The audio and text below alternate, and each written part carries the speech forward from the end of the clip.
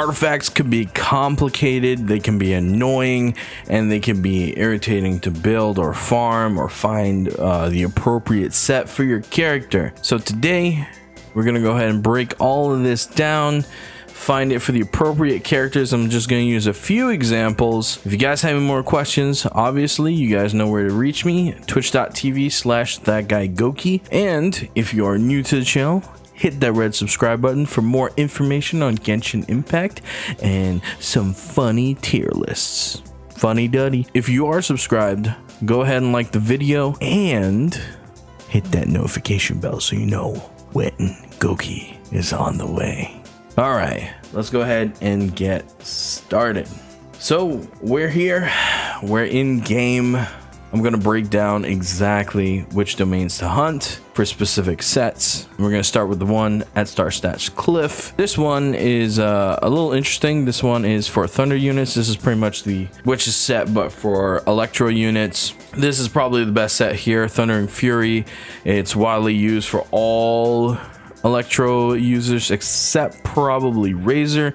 Razor's a special case. I'll go into him a little bit later, but for most cases, Thundering Fury, Kaching, Beidou, Lisa, and Fischl can use Thundering Fury to a high extent, high degree. Very, very good. 2-piece set, electro damage bonus plus 15%, increases its damage caused by overload and all the other electro reactions by 40%. And then when you trigger the effect, you actually reduce your skill cooldown by 1 second, which can occur once every 0.8 seconds. So pretty much it has like a 1 second cooldown, so it's every other second you will get a reduction in your elemental skill cooldown, which is really good for characters like Fischl, really good for Beidou to spam her cross counter, really good for Lisa to set up all of her AoEs consistently, and really good for Kaching to start her offense. And for the other set, we're gonna have the Thunder Soother. Now this increases your electro resistance by 40%, which is decent when fighting Sison mages, but for the most part nothing else. And the 4-piece set increases your damage against enemies affected by electro by 35%. So overall, it's a really neutral-ish set. I actually don't prefer it over Thundering Fury for the most part. Maybe there are some special cases where Thunder Soother is just really that good, but for the most part, you're going to be seeking these. Now, Resolution of Sojourner is a pretty good set for mid-game. So if you're in your 30s and stuff, this is a pretty good set to hold on to till very, very late game. I'm talking about AR45 once you can guarantee oranges to drop for you, or yellows once you get to that point in time of the game. But this is all around good for any offense-based character. So Razor mid-game, this is a pretty good set for him to have. But overall, this is really good for the electro units or electro characters. Probably I'm gonna rate this a 3 out of 5 in terms of artifact farming. It has some good sets, but it also has some okay sets, like the adventure set is whatever, it's a throwaway set. This is the only 4-star set outside of these you'll get, so that's actually pretty good. But they share a pool, so it's gonna be a little hard to get your hand on this. But the best way to get it is probably here around the 30 mark. I believe this is level 30, not exactly sure. Moving on to Valley of Remembrance. Now this set is probably one of the better farms because it's easy. I wouldn't say it's because it is like beyond broken. You utterly have to farm this, but you should, especially if Venti has found your way on his team, main character has found his way on his team. Especially when Venti has found his way on your team, or especially since main character has found his way on your team, and Jean, maybe, not exactly sure.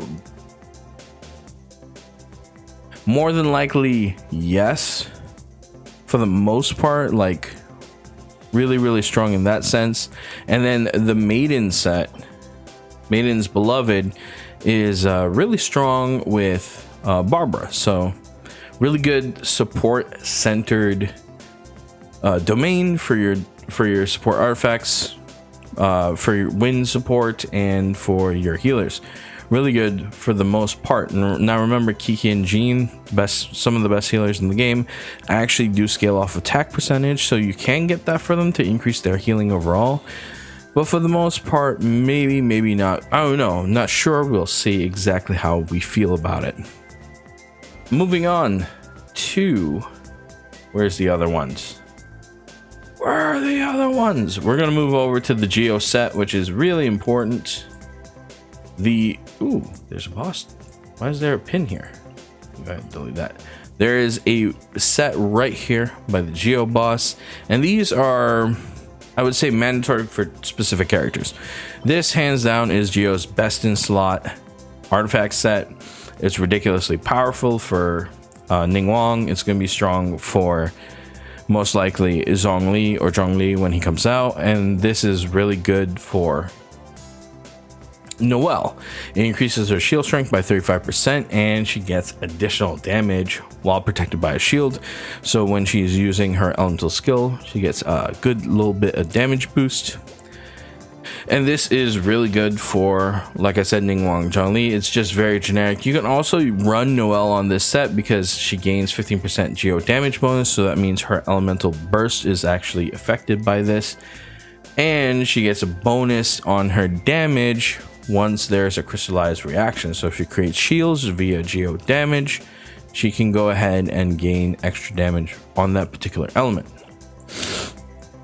Next, for the list, we have probably the set that everyone farms the most on the Hidden Palace of the Zoe formula or the Joe formula. It's the Witch set or the Lava Floor or Lava Walker set. This is found right here by Oceanid on this side on the Spoopy Hill. And for the most part, Crimson Witch is what you want. Now, a lot of people say this might be interchangeable. I don't think it is, personally. I think this is probably the better set overall because it increases all your reactions, increases the damage on your reactions, and it increases your vaporize and melt damage by 15%. Keep in mind, you want elemental mastery on this set, and you also want probably pyro damage increase or attack percentage because fire scales off of attack percentage. And it's really good for Diluc. Diluc really shines with this. So does Klee. Klee takes a little bit more time to set up than Diluc with this set because Diluc has a three part elemental skill that actually gets the stack effects almost immediately. So it's pretty much all 3 E's. He gets his max effect, and then he gets a ton of damage off of casting Dawn. So really good set for Diluc, really good set for the Klee. For the other characters, Lava Walker isn't bad for Amber because it gives her a generic increase to 35% to her damage. If you're using with Sharpshooter Oath, that's even more damage right there because that becomes critical damage.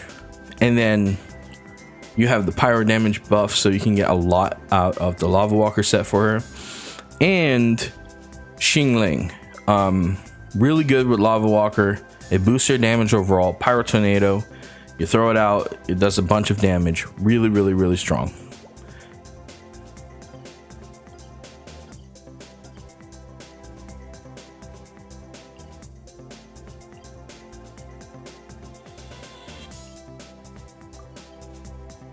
And then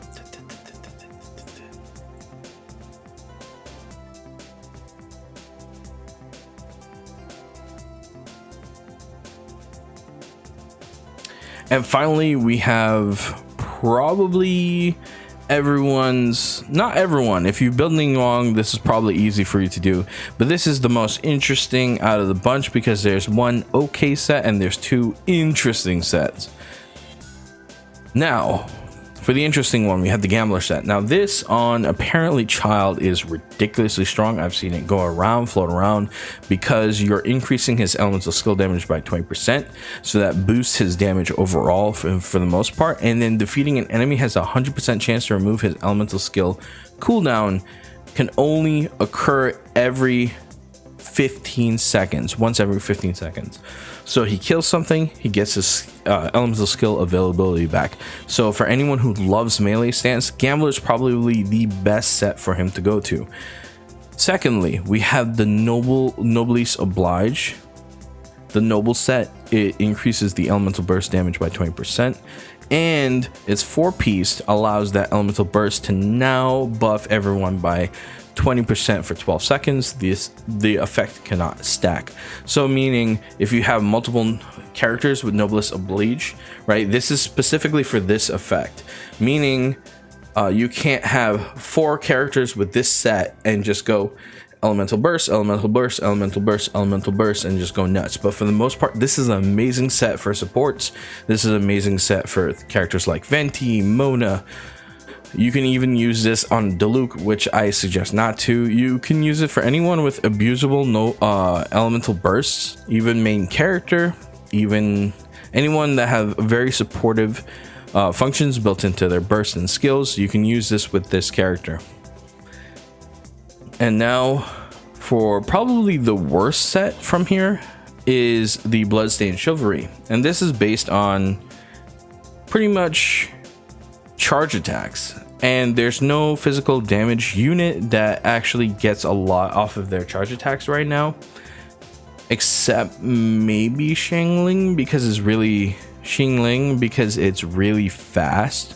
But the 2-piece set increases physical damage by 25%. So if you're a physical damage dealer, that's not terrible to have. And the 4-piece set, after defeating an opponent, increases charge attack damage by 50% and reduces its stamina cost to 0 for 10 seconds. So if you are abusing your charge attack, this is really good to have. But for the most part, charge attacks are really avoided except for maybe Ningguangs and other Catalyst users. So if you guys enjoyed the video and got something out of all this information, don't hesitate on hitting that red button down there, that subscribe button, and make sure you like the dang video. I don't know why I said dang video, but make sure you like the video, otherwise Wolverine will come for you. If you saw a Ningguang video, Wolverine's coming for you guys. And you can catch me at twitch.tv/thatguygoki every Wednesday, Thursday, and Saturday. Saturday also has a nighttime stream. And with all that being said, I'll see you guys in the next one. Adventure on. Peace out. Listen, bub, if you enjoy the content, go ahead and subscribe. But if not, just note, Wolverine's the best at what he does.